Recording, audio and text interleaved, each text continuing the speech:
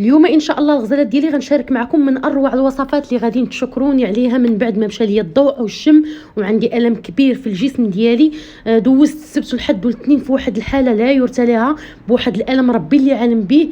الا كنت عندك هاد الاعراض، الم في الحلقه ديال التنفس، ارتفاع درجه الحراره في الراس اولا في الجسم ديالك كامله، فك الدوخه والكحه، ضعف التنفس، ما عليك اختي ولا خويا غير بهاد الوصفه ان شاء الله.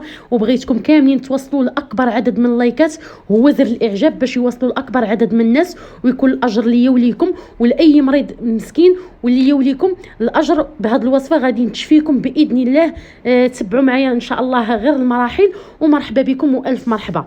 المهم الغزالات ديالي، شكرا لكم على تساؤلاتكم عليا في الانستغرام، كنشكركم بزاف بزاف. وكيف كتفرجي فيا اختي ولا خويا، وهذا الفيديو بالغرض انك مريض او لا حتى شي واحد من العائله ديالك مريض وعزيز عليك، كنتمنى لك الشفاء العاجل في اقرب وقت، والله يحفظك ويحفظ لك معزيز عليك. اليوم ان شاء الله اول مكون غنحتاجه في الوصفه وهو البرتقال. ليمون ماندالين متوفر ما شاء الله بكثره ورخيص، راه داير غير درهم الكيلو. صافي غناخذ تقريبا واحد نص كيلو وغتعصريه في العصاره اليدويه. اليوم ان شاء الله انا راه كان عندي فيديو جديد وما قدرتش نمونطيه لكم، ما قدرتش نمونطيه لكم نهار الاثنين لاني كنت عيانه، وخليته حتى اليوم راه عاد حطيته لكم. والحمد لله بالفضل كله كيرجع لهاد الوصفه هذه. وبغيت كاع الناس المرض ان شاء الله يديروا الوصفه ويدعوا معايا برحمه الوالدين. والا كانت شي واحد في عائلتك او شي واحد مريض وعزيز عليك والله يجيب ليه الشفاء في هذا النهار هذا، بارطاجي معاه الوصفه، والاجر ليا ولك طبعا ولجميع المسلمين. الوصفه ديال اليوم كترفع لك المناعه وكتشافيك بواحد الطريقه سريعه، يمكن ياخذوها الصغار والكبار ما عندهاش مشكل نهائيا. غناخذوا البرتقال غنعصروه، هذاك الشيء اللي كيبقى لينا في الصفايه راه ما كنرميوش، كديريه في واحد الكاسرونه صافي وكتكملي العصير. كتاخذي تقريبا واحد 2 كيسان ديال البرتقال.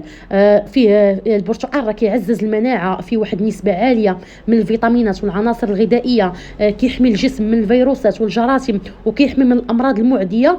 غير كاس ديال البرتقال راه كيمنع من الاصابه بالفيروس. المهم الغزالات ديالي غنضيفوهم في كاسرونه بجوج، وغناخذوا الحامض. غناخذوا القشره ديال الحامض الخارجيه هي الاولى، لان حتى الحامض البنات راه زوين والقشره ديالته راه غنيه بالفيتامينات، كيقوي المناعه ضد الفيروس، مصدر غني للفيتامينات والمعادن. المهم غتاخذي القشره الخارجيه، ومن بعد غتضيفي هذاك الخليط اللي درنا فيه البرتقال، وغتاخذي هذيك الحامضه حتى هي غتعصريها، وغتاخذي الحامض ديالها يعني العصير ديالها.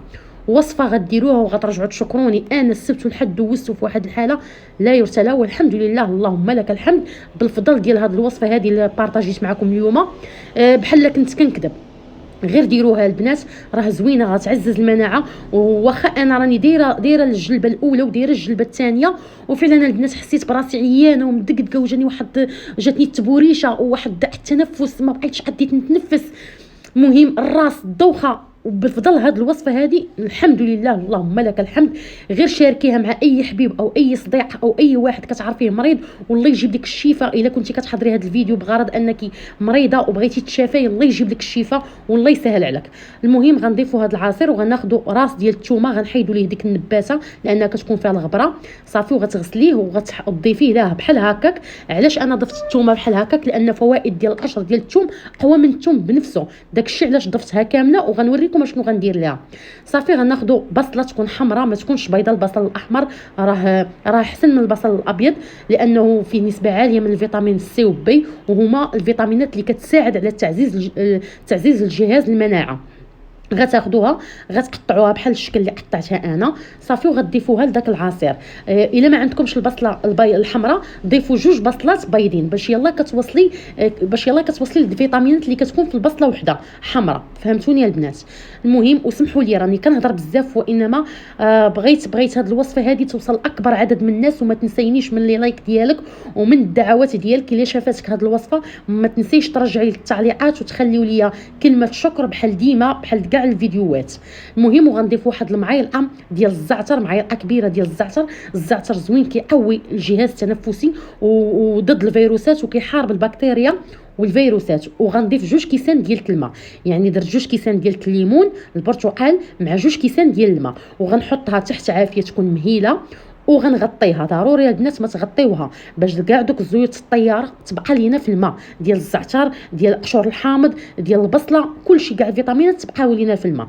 وغنخليها تقريبا واحد 20 دقيقه تحت عافيه مهيله حتى كيبان ليا ها نتوما شوفوا حتى كتبان ليا البصله طابت والثومه كنقيسها بايدي كنلقاها طيبه. اشنو غندير؟ غنحيد الثومه وهانتوما شوفوا كيفاش غندير لها راه غادا غير نورك عليها غتخرج ليا. وانا راه الفيتامينات ديال قشر الثوم كلها خديتها في الماء صافي وغناخذ ديك الثومه من الداخل راها طيبه البنات طيبه. فهاد المرحله هذه ملي تبغيو تحيدوا الثومه غير تفوا البوطه فهمتوني البنات. صافي غتحيدي ديك القشره ديال الثومه وغديري الثومه الدخلانيه وصافي ديك القشره غير تخلصي منها لان خدينا الفوائد اللي فيها. وصفه ناجحه غديروها وغترجعوا تشكروني وترحموا لي الوالدين. وبغيت منكم دعوه الخير وبلغوا بها اي واحد كان مريض او اي واحد شفتوه مسكين جا هذا الفيروس هذا. والله يحمينا ويحميكم ويحمي جميع المسلمين وجميع الامه ان شاء الله. صافي الغزالات ديالي من بعد غنطفي البوطه وغنحرك وغنجيب طحان يدوي الا ما عندكمش شدوا هادشي كامل ديروه في الكاس ديال مولينكس ولكن خليوه حتى يدفى. الا ما كانش الكاس كيتحمل لكم الحراره. الا كان عندكم كاس ديال الزاج بحال اللي عندي اللي كتشوفوه في الفيديوهات ديروه. ما كانش عندكم غير ديروا خليوه حتى يدفى الخليط وديروه في مولينكس وطحنوه مزيان حتى كيتطحن. خليكم معايا لاني غنزيد عليه واحد المكون اللي حتى هو كيرفع المناعه وزوين بزاف. المهم غزالات ديالي بالنسبه لهاد لاصوب او لهاد الوصفه هذه اللي شاركت معك اليوم الا حسيتي براسك مشالك الشم ومشالك الضوء وحسيتي بعضامك مدقدقين على وضيع التنفس وما قاده تنوضي ما قاده ديري حتى شي حاجه الالم في الراس في الحلق الدوخه. المهم الغزالات ديالي ديروا هاد لاصوب هذه غتشربوها ان شاء الله بالليل غتشربوا زلافه في الليل وزلافه في الصباح وان شاء الله غيرجع لكم كل شيء كيف ما كان وغادا تشافي ولا اي واحد كتعرفيه في العائله عندكم مريض اولا مسكين اختك اولا الصديقه ديالتك ترتجي معها الوصفه بالفضل الله تعالى غادي يجيب ليها الشفاء باذن الله البنات. المهم من بعد ما كطحنيها مزيان كتاخدي منها واحد جوج مغارف هانتوما شوفوا القوام ديالها كيفاش ولا والمذاق ديالها بنين بزاف. راه ممكن تاخذها المرضع الحامل الوليدات الصغار الكبار الرجال النساء ما عندهاش اضرار جانبيه نهائيا بالعكس كتزيد ترفع لكم المناعه خصوصا ضد هذا الفيروس هذا اللي حنا فيه دابا. صافي شوفوا القوام ديالها كيفاش دايره البنات قوام رائع ومذاق بنين. غنضيف لها اخر مكون وهي واحد نص معلقه صغيره ديال القرفه غديروا غير واحد الرشيشه من الفوق ديال القرفه حتى هي زوينه كترفع المناعه فيها بزاف ديال الفيتامينات فيها المعادن فيها ضد الفيروسات. صافي هذه هي الوصفه ديال اليوم. غتاخدي زلافه مع الليل قبل ما تنعسي والزلافه اللي غتبقى لك غتاخديها مع الصباح ملي غتنوضي قبل الفطور. والله يجيب لك الشفاء والله يحفظكم ويحفظ لكم اللي عزيز عليكم. وشكرا لكم بزاف وما تنساونيش البنات جيم وبارطاج الفيديو وشكرا.